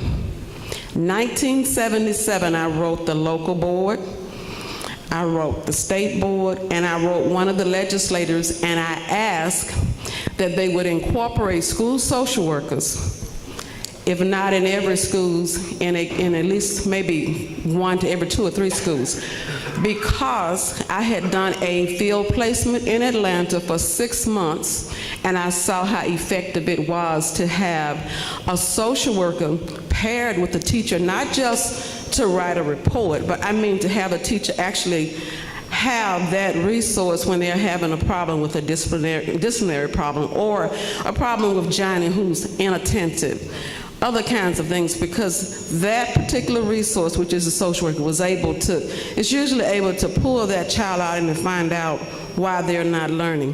Most of the time when children are not learning, there is something going on, and we know that it could be within the home, community, or wherever it is. But a teacher does not have the time or the resource to take that time and pull little Johnny or Susie off to the side. But what I want to state is this. When I ask those particular boards or individuals about having school social workers in the system, my response was, when you can show us where the money is, we will provide that resource. My response to that was, you can provide the funding on the front end, which is to educate our children, or you can provide the funding on the back end, which is for imprisonment. This is 2017, and we are providing funding on the back end. So when you do it, just consider that resource in a really serious manner, not just talking with them in forums, but having them come to the table very seriously. Thank you for sharing that. And one of the things that I think we've shared earlier is we are looking at all of those various resources. Once again, those instructional reviews will help us to understand what schools need. Not every school need a behavior interventionist. Not every school need a social worker. However, we know most can benefit from these resources. So again, we're not looking at a one-size-fits-all model, but we are looking at specific schools and identifying what's needed. Behavior, social worker, all of those are issues that have come up in places that we should be looking as we resource this intervention. Thank you. We are going to take the last couple of questions. We've run over time a little bit, but I do want to respect the people who have been standing in line. If you would please ask the last couple of questions, and we'll do what we can to answer them quickly. First of all, I want to thank Mr. Simmons and his team for their patience in listening this evening. I'm Mary Ann Martin. I'm senior member of One Montgomery, which is a community organization that works to pull this community together. We have heard, I've been a member of One Montgomery for 30 years plus. We have heard year in and year out about the problems in this community. It's much easier to describe problems and find practical and affordable solutions. And I want to thank Mr. Simmons for his trying. It's going to take a collaborative effort. Recently, the district attorney spoke at the Episcopal Church of Ascension, which is less than 3 blocks away from here. I've been a member of the Episcopal Church of Ascension for 35 years. We put resources in the community. There's First Baptist of Montgomery. There's also Trinity Presbyterian, which is a few blocks from here. Within the last 3 months, I was at a standing room only dialogue where all the police leaders and the mayor showed up. It was almost an all-white audience, and they were describing their concerns about violence in the community. We must do something about this. I've been interested in your efforts ever since you were a finalist, Mr. Simmons, because you started the Massachusetts Character Education Movement. And character education is a law in Alabama. Different counties have taken character development extremely seriously. Montgomery is a unique city known around the world because of the efforts of Dr. Martin Luther King, who constantly talked about the beloved community. For years, I've challenged leaders at the state level and the local level and regional level to start the beloved community with character movement to improve state and local efforts. So I'm hoping there will be an outreach by this team to truly take the words that have made this city historic. Also, Maxwell is one of the leading employers in the area. They have volunteers that go in. I was shocked when I walked into this school. I used to work in this school. I've known your principal since he and I used to work in Lowndes County. And I was recruited from Montgomery Public Schools to Lowndes County where we did all sorts of interesting things in practical and affordable ways. And I'm hoping that there will be serious consideration how stakeholders in this community, including Maxwell, and the different stakeholders named in the state character resolutions passed by the legislature will be invited to come help this historic school, which has a national reputation for how it used to be. And your principal, from what I understand, has had an open door and has repeatedly invited volunteers into the school. But I don't think the message is getting out well enough about the peeling paint and how the school is looking. And I want to thank you, Mr. Sentence, again. And I told you at the Alabama PTA convention I will have a packet of information in your hands, and I will do it by the first of this coming week. Thank you. Last couple of questions, please. Yes, ma'am. I'm going to be real brief. We're going to get both. We'll get both. We'll hang around, but last, very briefly, please. Okay, with the mental health department, I'm looking at overall school system. With the mental health department, I know for 2 years there have not been a mental health director. The people that for mental health are not in place. We need to tighten that up. We're having mental health issues in the school system, and especially when you actually know that there are mental health students with issues, behavior issues. We're not getting that support. The software for the vision hearing testing, that need to be updated. I personally went and researched it far as with the problems that my children were having that should have been caught in the school system. It wasn't caught because they said their software wasn't up to date. So either we need to change companies or we need to get the software updated, because there are severe vision hearing problems that is, number one, affecting the children learning. Okay, duly noted. If we want to make sure we get this last person. Can I get this in real quick? Can I get this one in real quick? Last point, we got to make it real quick because it's only fair. Okay, I understand. Dyslexia is an IDEA special need requirement of a student. That is not being addressed by the State Department in the Alabama Code. Okay, that is a disadvantage to students because that is a severe learning disability for his reading. If you're not going to, I mean, it's not, you don't have a choice, it's the law. Dyslexia needs to be acknowledged. Thank you, ma'am. Thank you. Yes, ma'am. Yes, I have two questions. One is the stakeholders, the children themselves, particularly middle school and the high school students. How many are actually being engaged in the process? Because it seems as though we want test scores to rise, but does it make sense to the students that we're trying to teach to say, okay, let's let the test scores rise? They're saying, hey, what difference does it make to me? I don't care about a test score. It's you all who care, y'all adults, y'all parents, your principals, all these people, all these other excess people care about some test scores. What I care about is, am I being respected as a human being when I go into the classroom?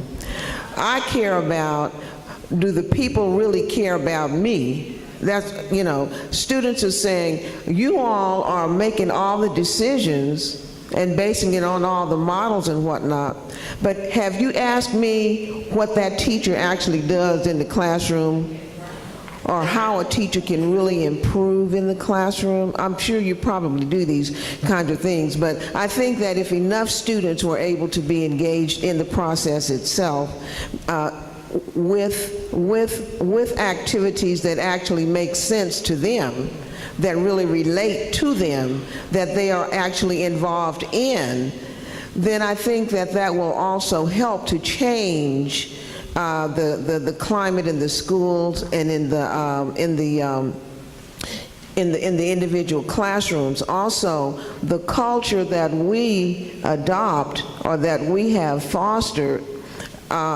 a lot of it is not built upon having the student participate in something that they know that they're going to make some money in, or they can make some money right now doing it, or it's going to be something that is going to really relate to them on a daily basis. If they're coming into a school and somebody's beating them up every day, and the office is saying, okay, we're going to suspend, or we're going to expel, or we're not going to do anything. And that kid is saying, it doesn't make sense to me to go to school and I'm going to get beat up, and nobody's training me how to take care of myself. All they do is sit down and say, oh, let us do some conflict resolution. And that kid's getting beat up every afternoon. So, I mean, I guess what I'm trying to say here is I'm hoping that in this process there's going to be some things that are going to come out that are actually going to make sense to students, where they can wrap their minds around it. The other thing is that when we talk about not only how relevant, but the money, we also know that these local school systems and the state board, it's the state legislature that appropriates, you know, a lot, quite a bit. But what we're saying here is that we in the community can take control of what is happening in our schools in a very big way.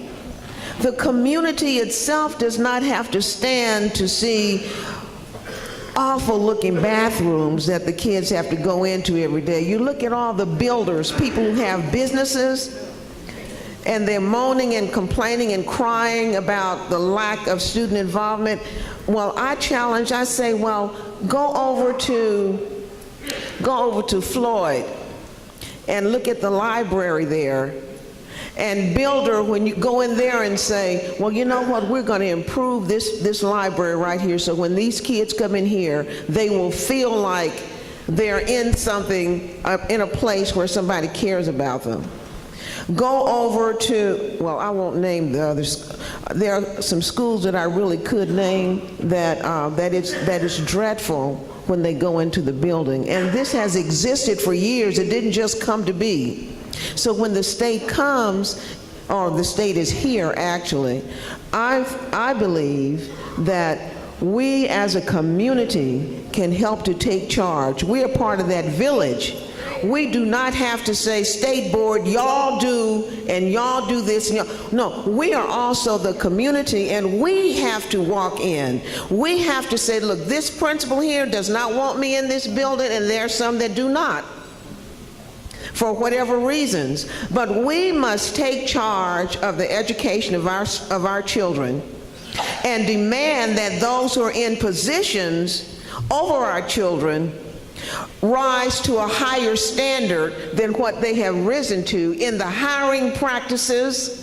You don't just hire people that walk into because they have a degree. And they have to understand and have a system to know whether or not these people can actually relate to children, to the students that are in the classrooms. Okay, I'm going to stop. But I believe that we can take control. And that's why people are here tonight, is to help, because we feel that there is hope. And it's not because our children cannot that these schools are failing. There are some other reasons that these schools are failing, and it's not because of the gray matter in the children's head. Some don't care about those tests. You go in there and take a test, so what? Thank you. It's not doing anything for me. We appreciate your concerns and your comments. Listen, there's a lot of places you guys could be at almost 9 o'clock on a Tuesday night, but you chose to take of your personal time to be here because you care and because you're concerned. Your questions, the comment, and your passion is greatly appreciated. Thank you so much for coming out tonight. We ran a little long, but thank you so much for being here.